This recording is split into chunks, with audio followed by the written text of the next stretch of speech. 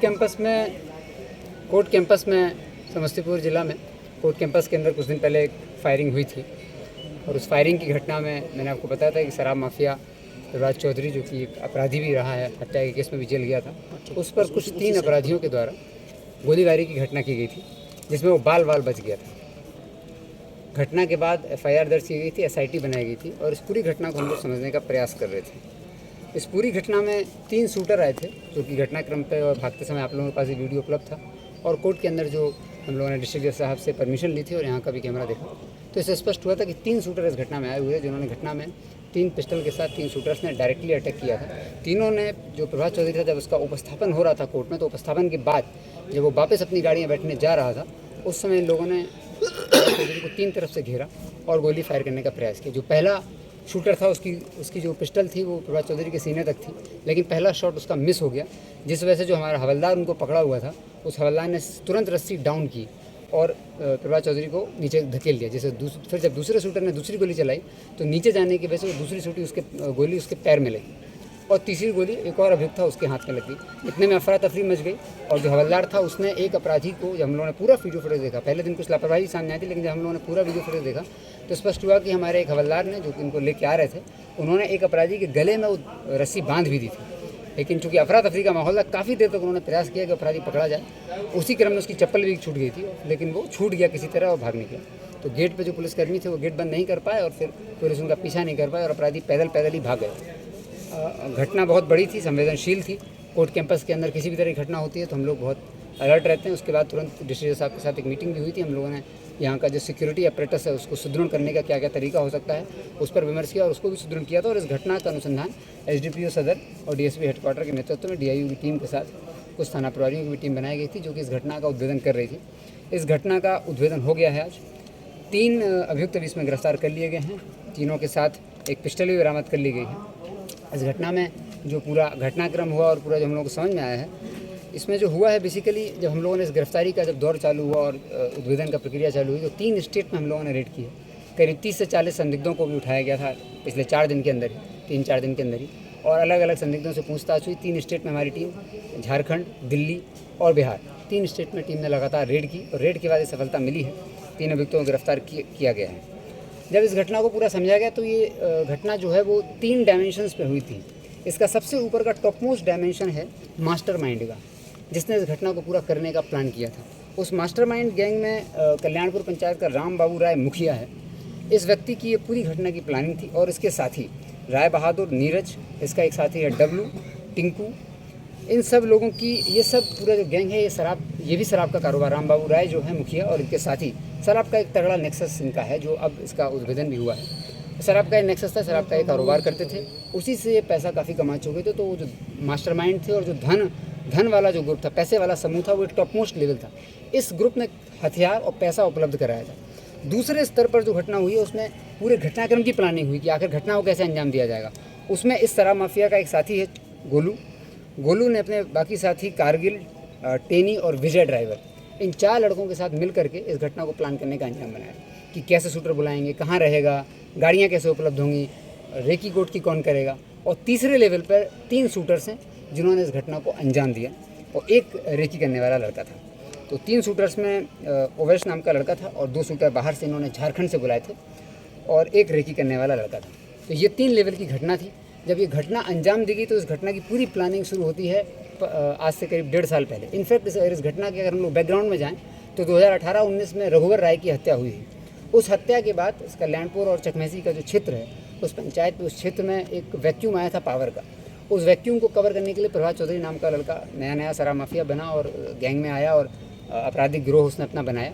उसको लगातार STF ने भी उस पर कार्रवाई की, हम लोगों ने भी कार्रवाई की। उसको पकड़े कुछ दिन पहले हम लोगों ने जेल भेजा। तो उसने अपना एक 10-15 लड़कों का एक गिरोह बना लिया था, जो कि आपराधिक घटनाओं को भी अंजाम देता था। एक मर्डर भी उसने कराया था शमशेर का, उसमें भी वो काफ़ी समय जेल में रहा 2018-19 में। वो जब जेल चला गया और पिछले 1.5 साल से रघुवर राय की हत्या होने के बाद 1.5 साल से जो पावर वैक्यूम था उसको भरने के लिए राम बाबू और उनके साथी आगे आए। कुछ लोगों की मदद से, कुछ और लोग थे इसमें, उनकी मदद से इन लोगों ने अपना साम्राज्य स्थापित करना चालू किया।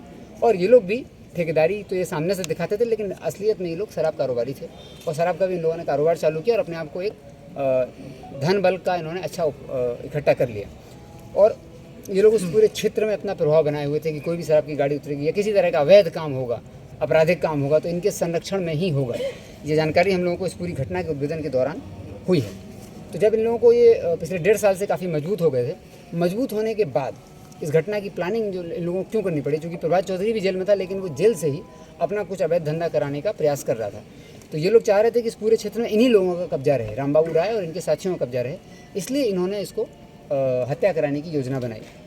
हत्या कराने की योजना बनाने के लिए इन्होंने 15 जुलाई 2023 को पहली मीटिंग इसकी हुई।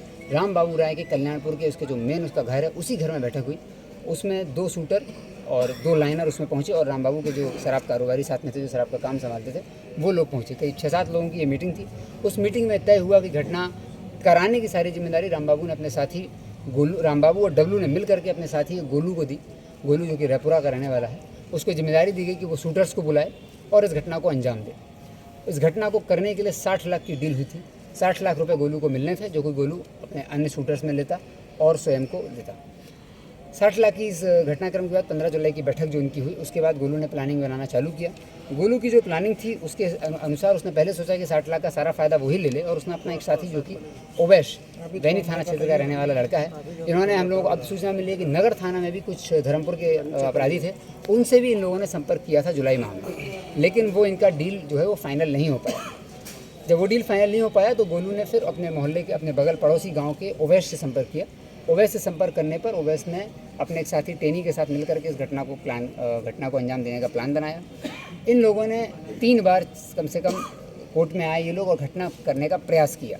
जुलाई माह से लेके 25 जुलाई से लेकर के 10 अगस्त तक ये लोग लगातार प्रयास, जब इसकी, चूँकि प्रभात चौधरी की पेशी कई केसेस में होनी थी, जब पेशी होती थी तो ये लोग आते थे, लेकिन ओवैस और टेनी मिल करके इस घटना को अंजाम नहीं दे पाए, लगातार फेल हो रहे थे। प्रभात चौधरी भी जब कोर्ट में आ रहा था तो उसके साथ हम लोग जो ऑब्जर्व कर रहे हैं कि 3-4 लड़के उसके जो मुलाकाती के नाम पर उसके साथी आ जाते थे और उसको घेर लेते थे। इन लोगों को भी अंदाज़ा था कि कहीं ना कहीं ये घटना होने वाली है, तो जब इनको स्कॉट करते थे कुछ लड़के, इस चक्कर में वो घटना नहीं कर पा रहे थे। तो बाद में जब ओवैश ने और टेनी ने इस घटना को करने से इनकार कर दिया कि वो नहीं कर पाएंगे, तब जो छोटू है, गोलू है, उसका ड्राइवर है विजय ड्राइवर ने अपने कुछ शराब माफिया के इसका लिंकेज है झारखंड में, वहाँ झारखंड से इन लोगों ने 2 शूटर को बुलाया और एक ओवैश को रखा, और वो 2 शूटर आए। 26 तारीख को ये लोग समस्तीपुर आ जाते हैं। 26 तारीख को समस्तीपुर आने के बाद वास्तु विहार, मुसरी घरारी वास्तु विहार एक जगह है जहाँ पे एक पूरा कॉलोनी बनी हुई है, उसमें एक फ्लैट पर ये लोग उन अपराधियों को रुकवाते हैं। उस मालिक को ये लोग, जो फ्लैट का जो ओनर है, उसको भ्रमित कर देते हैं और गोलू उसको बताता है किसी और कार्य से लेना, और वहाँ पे अपराधियों को रुकवा देता है। अपराधी वहाँ पर रुकते हैं। एक पिस्टल जो है ना रामबाबू राय ने ही उपलब्ध करा दी थी, और हथियार 60 लाख रुपए की डीलिंग भी रामबाबू राय ने उपलब्ध करा दी थी। उस वास्तु विहार वाले फ्लैट पर 3 अपराधी आके रुकते हैं। वहाँ पर पूरी प्लानिंग होती है घटना की, और घटना की प्लानिंग होने के बाद 3 अपराधी मिल करके इस कैंपस में आते हैं।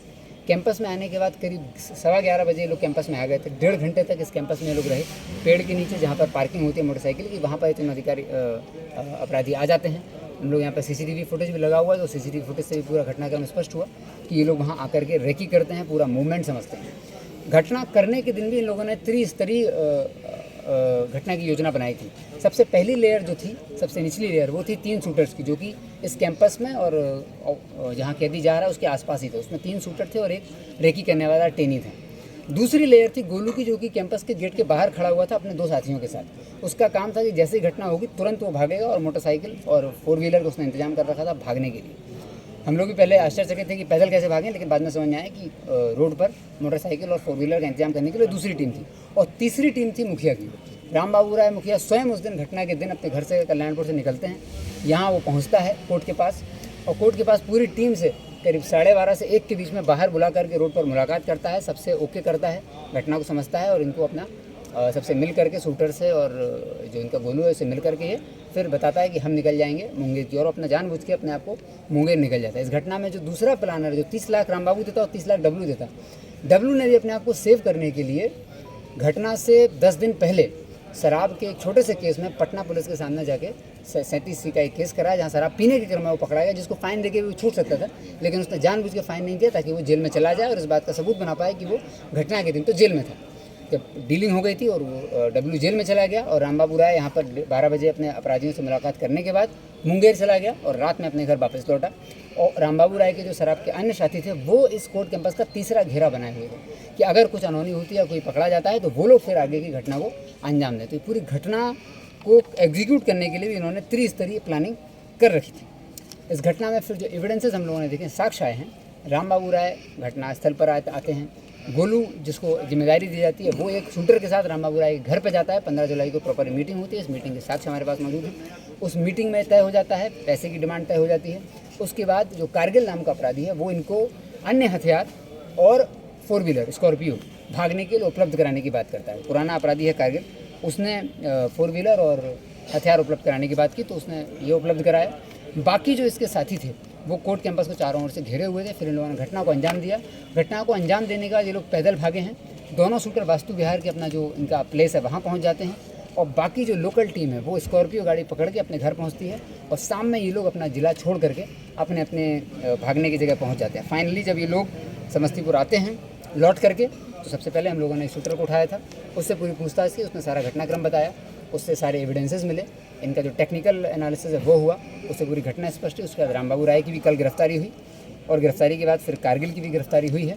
और इसमें जो रामबाबू राय के जो शराब माफिया के जो लिंकेजेस हैं, ग्रुप हैं, उन सब में भी एक अभियुक्त की अभी गिरफ्तारी हुई जिससे आज पूछताछ चल रही है। उसको कल जेल भेजा जाएगा और भी जो अभियुक्त हैं उनकी गिरफ्तारी के लिए भी टीम प्रयासरत है। तो ये पूरी घटना स्पष्ट हो गई है। 2018-19 से घटना शुरू हुई थी। 3 लेवल की प्लानिंग थी और जिसने घटना की थी और जिसने घटना कराई थी मास्टरमाइंड वो हो गया। इस पूरी घटना में एक और बात सामने आई है, वो ये है कि रामबाबू राय पिछले 1.5 साल से शराब का वहाँ कारोबार कर रहे थे और प्रभात चौधरी का गैंग भी वहाँ कर रहा था। लेकिन कल्याणपुर थाना और चकमेसी थाना इन दोनों के क्षेत्र में कार्य हो रहा था। बार बार इनको निर्देश भी दिया गया था, लेकिन चूँकि ये शराब माफिया संगठित होकर के कार्य कर रहे थे तो हम लोगों ने जब देखा तो कल्याणपुर और चकमेसी में रामबाबू राय के खिलाफ एक भी FIR दर्ज नहीं है, लेकिन डब्लू के खिलाफ कुछ FIR दर्ज हुई है, जिससे थाना प्रभारी का अपने क्षेत्र पर शराब माफियाओं के विरुद्ध जो नियंत्रण है और कार्रवाई है उसमें कमी परिलक्षित हो रही है। इसको देखते हुए कल्याणपुर थानाध्यक्ष और चकमेसी थानाध्यक्ष को आज रात में ही निलंबित कर दिया जाएगा तत्काल प्रभाव से और वहाँ पर नए थानेदार की पोस्टिंग होगी। साथ ही जो रामबाबू राय है इसका अगला स्टेप क्या है, इसके ऊपर कौन है। सफ़ेद पोस्ट माफिया की भी हम लोगों को इसमें समझ में आ रहा है कि इसके ऊपर भी एक लेयर कोई होना चाहिए। तो वो 4th लेयर कौन है जो रामबाबू राय को संरक्षण दे रहा था। थाना का जो है थाना प्रभारी का हम लोगों को समझ में आया है कि एक उदासीनता रामबाबू राय के प्रति, जबकि दूसरे ग्रोह पे वो कार्य कर रहे थे तो एक तरीके से एक ग्रोह को कार्रवाई की गई और दूसरे ग्रोह की तरफ कार्रवाई करने में उदासीनता बरती गई। इसलिए उनको SDPO सदर की रिपोर्ट आई है, उस रिपोर्ट के आधार पर हम लोग दोनों थाना प्रभारी को सस्पेंड कर रहे हैं। ऐसी विभत्स घटना अगर लगातार इस पर कार्रवाई हो रही होती तो शायद ये कोर्ट कैंपस में घटना नहीं होती। और जो रामबाबू राय के जो ऊपर जो सफ़ेद पोस्ट माफिया का जो ग्रुप होगा उसको हम लोग तलाशेंगे। इस पूरी घटना में हमारे town inspector, Karpuri Gram inspector SHO, Pusa SHO, Mukesh DIU से, सब इंस्पेक्टर मुकेश DIU से, DIU प्रभारी और DIU से कांस्टेबल अरविंद, साथ ही SHO ताजपुर, SHO मुसरी घरारी और दल सिंह सराय SHO अनिल, इन सब लोगों ने पिछले 4 दिन से रात दिन मेहनत की है और तीनों अभियुक्तों को मात्र 3 से 4 दिन के अंदर सारे अभियुक्तों के तीनों में जो मेन अभियुक्तों को गिरफ्तार कर लिया गया। झारखंड के जो 2 शूटर हैं उनकी गिरफ्तारी के लिए भी टीम निकली हुई है। शीघ्र ही उनकी भी गिरफ्तारी कर ली जाएगी। इस पूरे घटनाक्रम का खुलासा हो गया। तीनों अपराधियों को आज जेल भेजा जा रहा है। Thank you.